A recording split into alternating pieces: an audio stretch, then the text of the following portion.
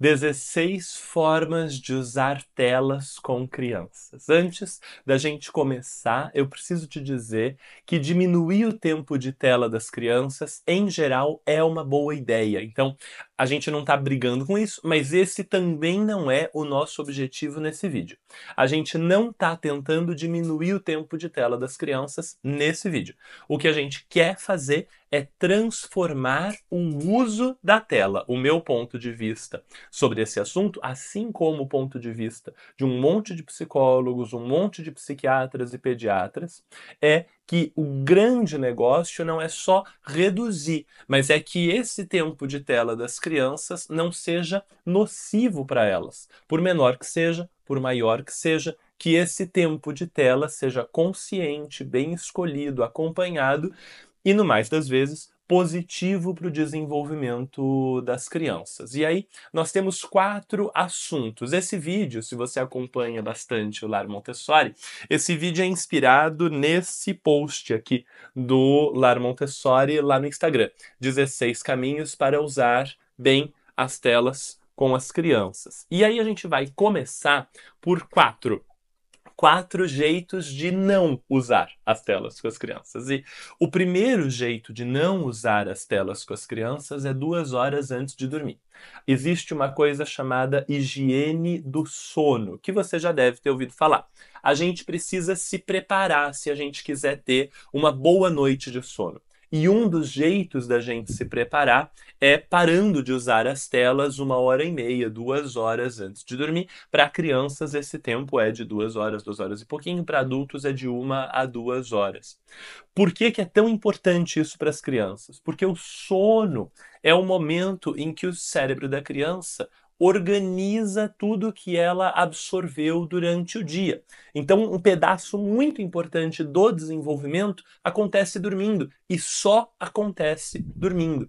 Por causa disso, uma boa higiene do sono é tão importante para as crianças se desenvolverem bem. E um jeito de fazer isso é parar de usar as telas aí aproximadamente 2 horas antes de dormir. Um outro jeito de fazer isso é tirar a luz azul das telas, deixar o filtro de luz azul acionado no celular, no tablet, até na televisão o dia inteiro. Você nunca precisa de luz azul nas suas telas, a sua criança menos ainda, e isso também contribui para a higiene do sono delas perto da hora de dormir. Um outro jeito de não usar as telas é 1 hora depois de acordar, durante a primeira hora de vigília. Por quê? Porque o comecinho do dia é um momento que é para ser tranquilo, é um momento que é para ser de convivência, de aconchego, de um começo lento do dia, e a tela traz um excesso de estímulo. Então, se a gente começa com a tela, existe uma chance grande do dia ser agitado depois, porque ele começou com uma quantidade de estímulo muito grande. A gente também não deve usar as telas para anestesiar emoções das crianças. A criança está chorando e a gente dá a tela para ela parar de chorar. Má ideia, do mesmo jeito que é uma má ideia comer chocolate para anestesiar a emoção, do mesmo jeito que é uma má ideia fumar um cigarro para anestesiar a emoção, do mesmo jeito que é uma má ideia fazer qualquer coisa que impeça a gente de lidar com as emoções que a gente tem. Se a gente quer que essa criança chegue na idade adulta com a sua inteligência emocional bem desenvolvida e preparada para lidar com as emoções que vão chegar para ela durante a vida, ter a chance de lidar com as suas emoções durante o desenvolvimento é muito importante. E por causa disso, usar as telas para anestesiar as emoções das crianças rouba delas a chance desse desenvolvimento. Um quarto, eu fico olhando pro lado que a minha colinha tá ali embaixo e eu não vou lembrar 16. Eu lembro dos 16, mas eu não vou lembrar dos 16 na ordem. Então eu preciso ficar olhando a colinha ali embaixo. Quando a criança puder fazer coisas com o corpo dela, a gente também não deve usar as telas. Então a gente está num lugar em que a criança pode se mover bastante, pode correr, pode escalar, pode pular, pode fazer coisas legais com o corpo. Não é um bom momento, nem é um bom lugar para que a gente utilize as telas, porque a gente está roubando da criança a chance do seu desenvolvimento físico acontecer. Também não é uma boa usar as telas quando em casa a criança puder fazer coisas com o corpo. Se ela puder regar as plantas, se ela puder fazer coisas na cozinha, se ela puder brincar de montar blocos ou legos. Em todos esses momentos, em todas essas situações, a tela deve ser secundária, deve ser uma outra opção, uma última opção. Não porque ela seja necessariamente ruim, mas porque quando a criança usa a tela, ela fica parada, ela sai desse mundo e ela entra nesse mundo. E a gente precisa que ela fique nesse mundo um tanto para que ela se desenvolva bem. Então, não é porque a tela vai fazer mal a ela necessariamente, mas é porque a tela vai impedir o mundo de fazer bem a ela se for usada no momento errado. Então, quando a criança puder fazer coisas com o corpo, a gente deve permitir que ela faça coisas com o corpo. Aí agora nós vamos para quatro maneiras, perdão. Aí agora nós vamos para quatro momentos em que a gente pode usar as telas, em que pode ser uma boa ideia usar as telas. E o primeiro desses momentos é para a gente se entreter junto. Assistir um filme, um documentário ou um desenho animado junto com a criança. Você coloca lá, pega a pipoca, senta junto, assiste. Ou então nem pega pipoca, se for uma coisa curtinha, mas assiste junto. E aí bate um papo com a criança sobre aquilo, ri junto, menciona aquele programa num outro momento do dia, integra aquilo na vida. É legal. Outro momento para a gente usar a tela. Se a gente precisar de alguns minutos sem a criança. Às vezes você precisa tomar um banho, às vezes você precisa preparar uma comida e naquele momento, por causa do tipo de comida que você vai fazer, a criança não pode estar perto. Por exemplo, você vai fritar alguma coisa. Você não quer a criança do teu lado naquele momento porque óleo espirra. E você também não pode ficar olhando a criança naquele momento porque óleo queima. E aí, naquele momento, por aqueles minutos, é uma ótima ideia deixar a criança na tela, porque é pouco tempo, porque a gente não está falando de 2 horas, a gente não está falando de uma tarde, nós estamos falando de 15, 20, às vezes 30 minutos. E por esse tempo, que é curto, a criança vai ficar protegida sem que você esteja perto dela necessariamente, e depois você vai lá e conversa com ela sobre o que foi que ela viu, pede para ela te contar o que era engraçado, o que aquele personagem fez, ou o que ela conseguiu fazer no jogo. É um bom jeito de usar a tela com a criança. Períodos curtos em que ela precisa ficar protegida e não pode ficar junto com você. Um outro jeito bom de usar a tela é para fazer pesquisa. Esse, na verdade, talvez seja o melhor jeito de usar as telas. Com crianças um pouco mais velhas, tem que beber o café, né? Que senão eu só seguro essa xícara aqui o vídeo inteiro, porque ela é linda, eu ganhei de presente. Tô apaixonado. Eu seguro ela aqui porque ela é linda e aí eu não bebo café, ela fica de figurante e o meu café fica frio, então tem que beber o café.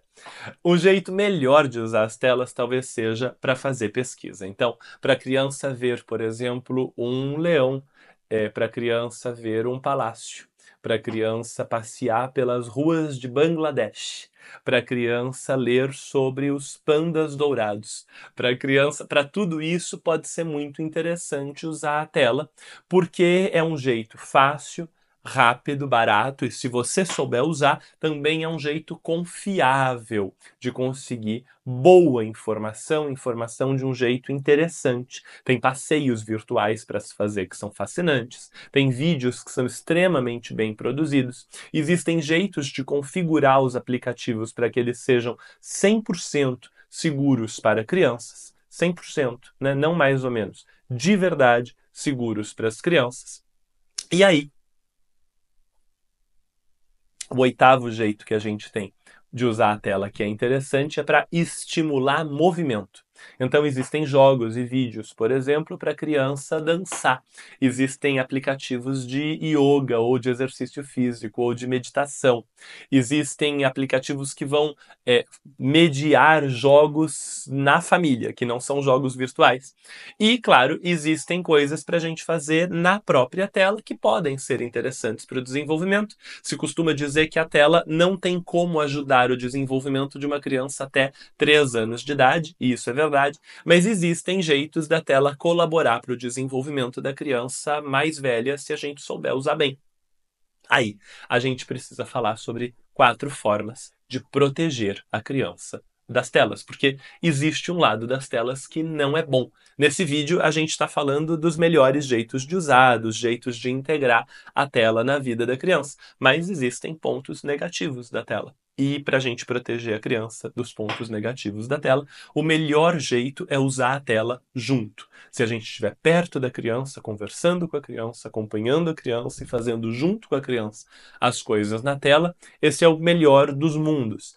Às vezes não dá para a gente fazer isso porque a gente está justamente usando a tela para a criança poder ficar sozinha por aqueles minutinhos que eu falei antes e a gente poder tomar um banho, ou às vezes chegar do trabalho, lavar o rosto e trocar de roupa, ou às vezes preparar uma comida perigosa de preparar, porque se ela não for perigosa, a criança pode estar junto, né? E aí, o outro jeito, se a gente não vai usar junto, é conversar com a criança e ouvir a criança quando ela falar sobre a tela. Às vezes, muitas vezes, quase sempre, quase universalmente, quando a criança fala sobre a tela pra gente, a gente fica imediatamente entediado. A criança começa a contar sobre o jogo dela e a gente boceja. A criança começa a contar sobre o desenho e a gente faz uma cara assim que ela percebe muito rápido que a gente está quase dormindo.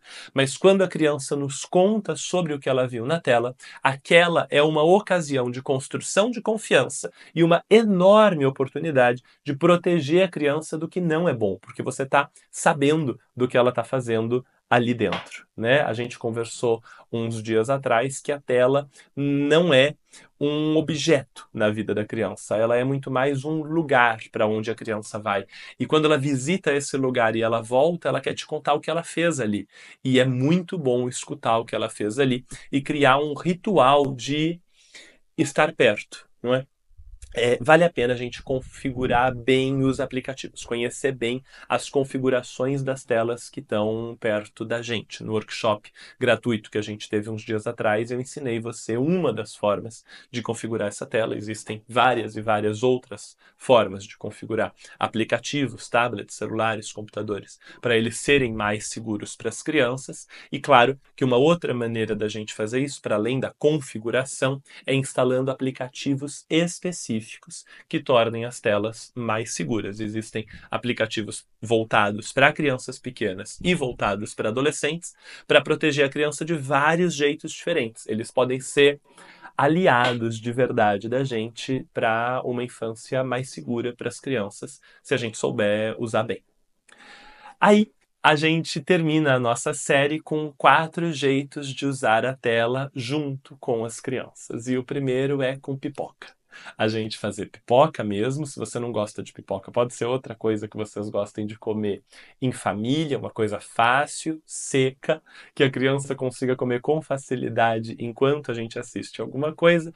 Por quê? Porque uma comidinha morninha, com um cafuné, com uma massagem no pé, com um abraço, com uma risada, com um carinho, com um companheirismo ali, às vezes debaixo de uma manta ou de um lençol, se onde você mora é frio, ou com uma água de coco gelada, se onde você mora é quente, podem fazer daquele momento da tela um momento de integração na família ou de integração com amigos da criança e não de exclusão. Muitas vezes a tela é pintada como uma exclusão, porque ela realmente funciona assim às vezes. Mas se a gente usar de um jeito gostoso, ela pode ser uma forma de integração também. Um outro jeito é aprender a jogar junto com a criança. As crianças cada vez mais jogam jogos eletrônicos interativos de multijogadores e que funcionam tanto online quanto offline. E se você souber jogar esses jogos e puder se divertir jogando esses jogos, você vai ficar mais integrada ou integrado na vida da criança, vai saber mais sobre ela, sobre o que ela gosta, sobre o que diverte essa criança, as piadas que fazem com que ela dê risada. E o jogo é um lugar.